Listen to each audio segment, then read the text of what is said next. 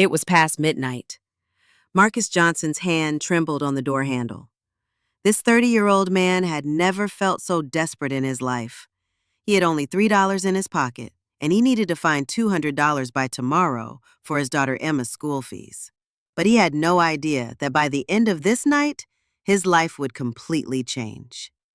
What if I told you that a burglary attempt could transform a person into their best version?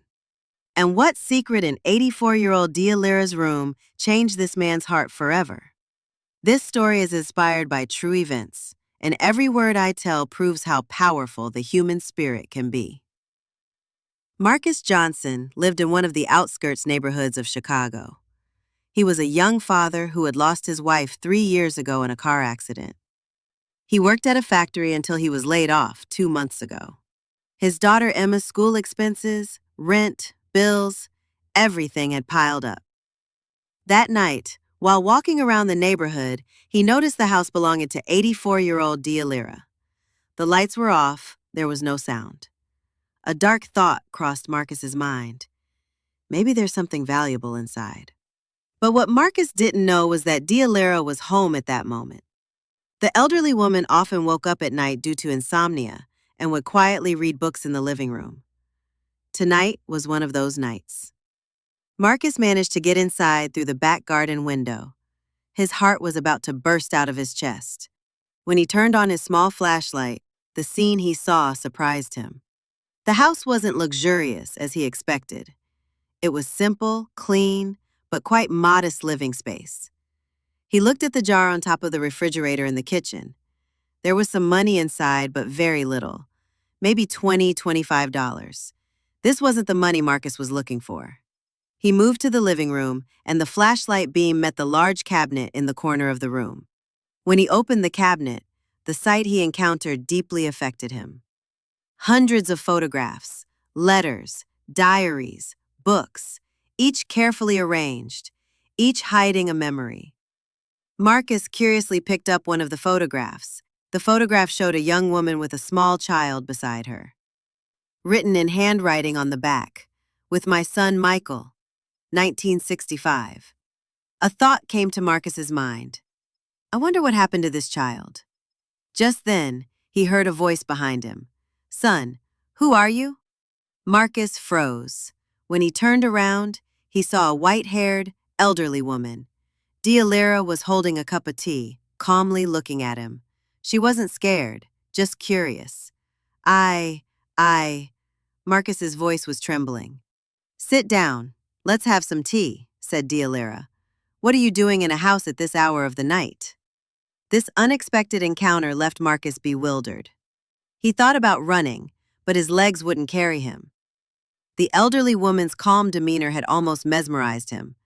I'm so sorry, said Marcus, looking down at the ground. I'm in a very difficult situation. Deolira approached him and offered the tea in her hand. Drink this, you're cold. Then tell me what's happening. Marcus was amazed by this unexpected kindness. He took the tea and took a small sip. The tension inside him began to slowly dissolve. My name is Deolira, said the elderly woman. I'm 84 years old, and I've been living in this house for 50 years. Who are you? Marcus decided to tell the truth. He told her his name, his situation, his desperation. He talked about his daughter Emma, unemployment, accumulating debts. Tears began to flow from his eyes. Deolira listened to him patiently. Then she went to the cabinet and took out a photograph. Do you see this photograph? She said. This is my son Michael. He also went through very difficult times once, just like you. He was unemployed, desperate, but he never took the wrong path. He worked, he struggled. Marcus looked at the photograph more carefully. Where is he now? Deolira's eyes misted. He had a heart attack 8 years ago. He's not with me anymore. But you know, said Deolira, the most important thing he taught me was this. No matter how desperate a person becomes, they can always choose the right path. Because life gives second chances. Marcus was confused. But I came here to steal, to take your money. I know, said Deolira with a smile, but you didn't steal, because there's still goodness in your heart. Hearing these words, Marcus began to question himself internally. Indeed, he hadn't stolen at the last moment. When he saw the elderly woman's photographs and memories, something inside him had stopped him. Look, said Deolira, taking out a diary from the cabinet. I've been writing this diary for 30 years.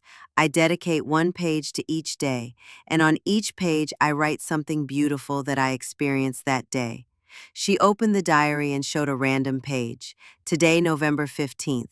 What I wrote: neighbor Mrs. Sarah's cat gave birth, 5 tiny kittens. Life always finds its way. So what will you write today? Asked Marcus. Deolira smiled. Today I'll write this. An angel came to my house at midnight. He was very sad and desperate. I gave him tea, listened to his story, and I realized that sometimes people just need a roof to rest under. These words created a deep impact in Marcus's heart. The understanding and compassion the elderly woman showed him was an experience he had never had in his life. I also went through very difficult times once, said Deolira. After I lost my husband Henry, my son Michael was only 15 years old. No money, no job, rent accumulated. What did you do? Asked Marcus. I worked very hard, cleaning jobs, washing clothes, cooking. I did all kinds of work. But I never took the wrong path, because I had to be a good example for my son. Deolira took out a small box from the cabinet. Do you see this box? Do you know what's inside? Marcus curiously nodded. There's nothing inside. Empty. But I call it my hope box, because on every difficult day, I open this box and look at the emptiness inside, and I tell myself, this emptiness will be filled one day too. Marcus's eyes filled with tears. Did it ever get filled? Of course it did. My son grew up, got a job, got married. I had grandchildren. The box was filled with love, memories, happiness. Now it's not empty either, because I add new hopes every day. These words caused a storm in Marcus's mind. He began to reevaluate his own life, his choices, his desperation. So, what should I do now? Asked Marcus. Deolira approached him.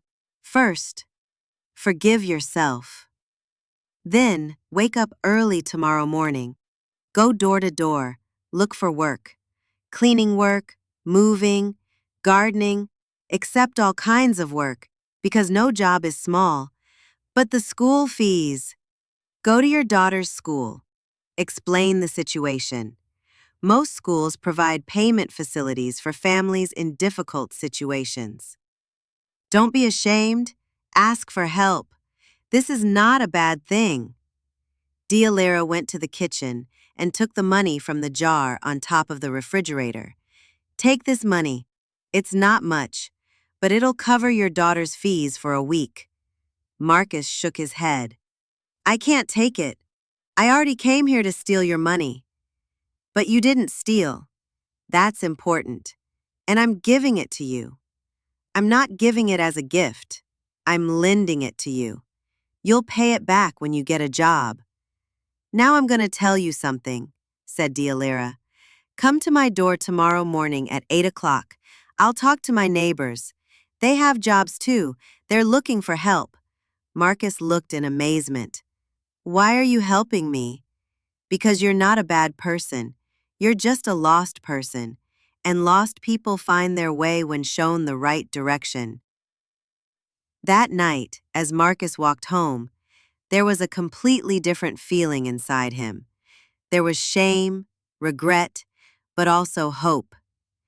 Deolira's words kept echoing in his mind. The next morning, at exactly 8 o'clock, he knocked on Deolira's door. The elderly woman greeted him with a smile. Are you ready? She asked. I'm ready, said Marcus with a determined voice. Deolira took him to neighbor Mr. Williams. Mr. Williams was involved in small construction work and was looking for help. Marcus started working immediately. The first day was difficult. His hands weren't used to it. He got tired. But when he returned home in the evening, he had the first money he earned in his pocket. When he hugged his daughter Emma, he saw the pride in her eyes. A week later, Marcus knocked on Deolira's door again. This time, he had flowers in his hand. "What is this?" asked Deolira. "Thank you, flowers," said Marcus. "I also brought the first installment of my debt to you." Deolira smiled as she took the flowers. "There's no debt, but the flowers are very beautiful. Thank you." Months passed. Marcus worked so hard at construction that Mr. Williams hired him as a permanent worker. Emma's school expenses were no longer a problem. Moreover, Marcus was tired but happy when he came home. He continued to visit Deolira every week. The elderly woman would tell him about her life experiences, and he would share his own developments. "You know," said Marcus one day, "you saved my life." Deolira shook her head. "No, you saved your own life. I just opened the door. You were the one who walked in. But that night, if you hadn't been there, I would have been. Because everything happens for a reason. You didn't come to my door by accident. Life sent you to me." A year later, Marcus's life had completely changed. He had started his own small construction business and began employing 2 workers. Emma was successful at school and was proud of her father. One day, he saw a young man in front of Deolira's house. The man was looking around desperately. Marcus approached him. "Do you have a problem?" he asked. The young man hesitantly explained. He was unemployed, desperate. His family was in trouble. Marcus had heard this story before. It was his own story. "Come with me," said Marcus. "Let me find you a job." He took the young man to the construction site and gave him work. In the evening, he told Deolira about this situation. "Good," said Deolira. "The cycle continues." "Which cycle?" "The cycle of kindness. You received kindness from me. Now you're doing kindness to someone else. He will also do it to someone else in the future. This is how the world becomes beautiful." Our story ends here, but the real message starts now. The transformation Marcus experienced that night is not just a story. Such miracles happen in real life too, because the human soul, no matter how buried in darkness, needs only a beam of light to illuminate it. The compassion Deolira showed Marcus brought out the goodness within him. What about you? How do you approach difficult people you encounter in your life? They're desperate situations. Maybe a small act of kindness you show can change someone's life. Deolira still lives in that house today. Her door is still open, and her story continues to add new pages every day. Because kindness never ends, it just changes hands. If this story affected you, share your own experiences in the comments. Have you also encountered a Deolira in your life? Or have you been someone's Deolira? Remember, each of us can make a difference in each other's lives. We just need to open the door. And if you love these real-life inspired stories, don't forget to subscribe to the channel because Deolira has many more stories waiting to be told.